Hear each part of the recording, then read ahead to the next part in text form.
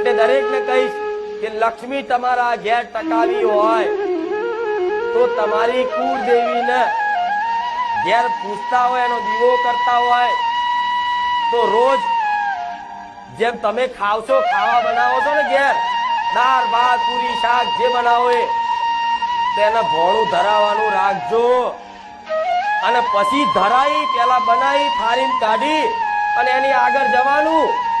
ચામુંડા હોય કે હરસિદ્ધિ હોય કે અંબે હોય કે મહાકાળી હોય, એની આગળ જઈ અને થાળી મેલી અને ખાલી આમ જ કરવાનું છે કે હે માં, દાળ ભાત પૂરી શાક બનાવ્યા છે, માં સ્વીકાર કરજે મારી કુળદેવી. જો ખાલી તમારી માના આ ભાવ આલ્યો ને તો સમજી લો તમે એને ખાલી એક આ વ્યવહાર આવશો ને તો 1000 નિવેદ બરાબર એને પહોંચી જશે.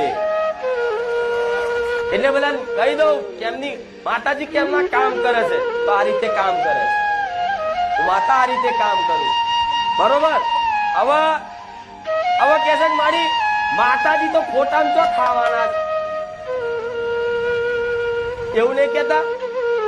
આ તો તમે મને પેલા ધરાવશો હું તો અહીં ખાઉં છું, એ આ ધરાવશો નહીં પહોંચી જતી બોલતા તો તમારી માતા ઘેર છે તે ઘેર છે એવું તો પેલા માનવું પડે કે મારી માં જાગતી બેઠી અને એના વ્યવહાર આવી ધરાવો ને અને પોણી ધરાઈ અને કહો કે મારી આ સ્વીકાર કરી લેજે.